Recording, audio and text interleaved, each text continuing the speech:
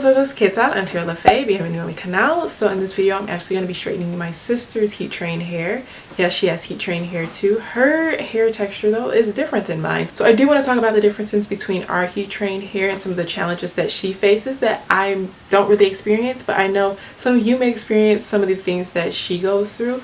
So I do want to begin to kind of spark up the conversation and begin to look for solutions.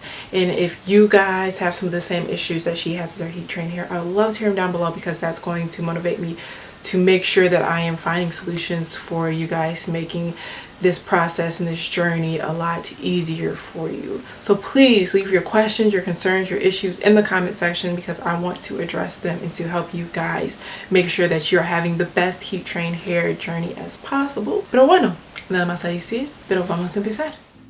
Okay, so she ended up washing her hair herself in the shower. She used the Mielle Organics, the Rosemary Mint line. And then we're going to use the Mielle Organics Thermal Heat Protectant Spray. This is the first time we used it, and both me and my sister liked it. I feel like it kind of reminds me of a leave-in conditioner too, just because of how thick it is, but it smells really nice, and I felt like it protected the hair very well from the heat from the blow dryer. Now my sister still has a lot of her natural curl patterns, so we're going to try to play with her hair in the future of just doing more natural hairstyles, quote unquote. But right now I'm just taking the Y2 shower comb and just getting her hair all untangled, because I feel like her hair, because it's so curly, it gets a little bit more tangled with each other than my hair does. I also honestly don't know if she really knows how to properly detangle her hair in the shower when she has it with conditioner, so that's probably why it's actually a little bit harder for me to get all these tangles out, and why I spend a little bit more time with it.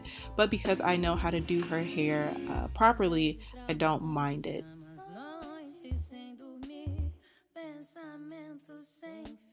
And my sister's hair is actually a little bit more finer than mine, and her curl pattern is actually a little bit more looser.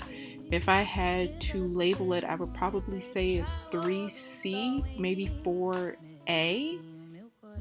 But I like to keep in mind while I'm straightening it, which I'll mention later on in the video, she wants her hair to look full, so I do this little technique, I guess, to try to get her finer hair looking a little bit more fuller than what it actually is. And something that my sister struggles with is dandruff. She gets dandruff very quickly, and a lot of the times after she washes her hair, she still has some dandruff in there. So I am trying to find a solution for her where she doesn't have to experience as much dandruff as she normally does. I'm going to kind of keep this in real time a little bit, just so you guys can get an idea of the amount of time I take with each stage of the process of straightening her hair.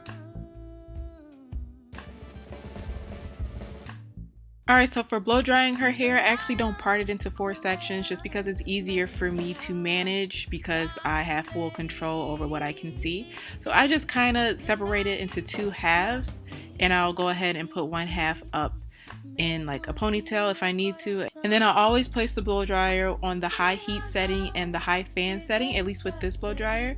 And I always make sure to keep the blow dryer aimed down, as you can see, just to make sure that I am keeping the hair cuticle closed. That's going to help minimize frizz and damage.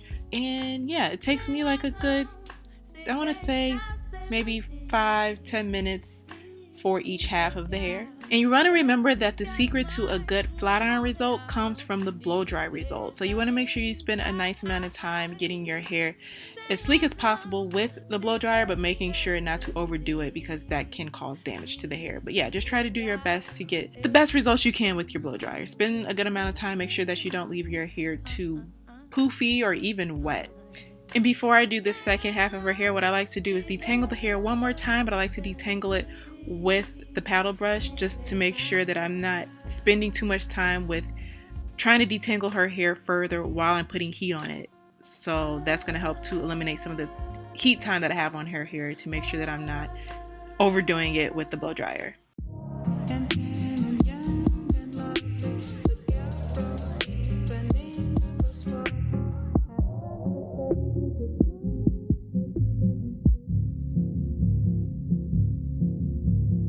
So right in the lower center of my sister's hair is actually the most curliest, and it has the hardest time remaining heat trained.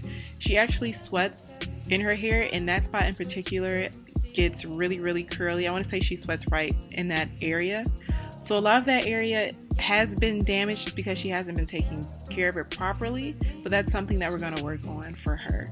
Like how to properly care for heat trained hair once you straighten it and then you ended up sweating it out. So now I'm just putting her hair all up, and I'm going to start from the bottom, work my way up in terms of straightening it. You can still see the kitchen area is looking a little rough there. This is because my sister has some back issues and I would need her to like put her head all the way down for me to really get the blow dryer in there, but I didn't want to do that to her, so I just did the best I can with this flat iron. I'm actually trying a new flat iron. I'll talk a little bit more about this in depth, but this is the Babyliss flat iron that I recently got. I'll link it down below along with all the other products that I'm using. But in terms of how I'm straightening her hair, I'm making sure to take a little piece and I comb it out real quick, and then I just try to do no more than 3 passes to the hair, but a lot of the pieces I only do 2 passes. And in the back of her hair, I actually put the heat setting a little bit higher. I can't remember which one. It may have been the 4th one, just because I want to make sure that her hair stays straight, so that way if she ends up sweating a little bit, it won't revert her hair too much. But then as I work my way up towards the top, I'm going to turn the heat setting down to the 3rd one, so that way it looks a little bit more fuller. However, I do prefer to keep it on the 4th one just because I think you get a better shine once you're straightening your hair. But again, she wants her hair to look fuller. That's more important to her than the shine. So also, when I get towards the front of her hair, I like to flat iron bigger sections because that's going to help it to look fuller too. But yeah, that's pretty much all I have to say about her hair. I'm going to continue to let you guys sit and watch me finish it off. If you guys have any of the same issues that she does, I would love to hear them in the comment section below. Also, I'll be doing a giveaway once I hit 4,000 subscribers, so don't forget to subscribe and share this video with a friend.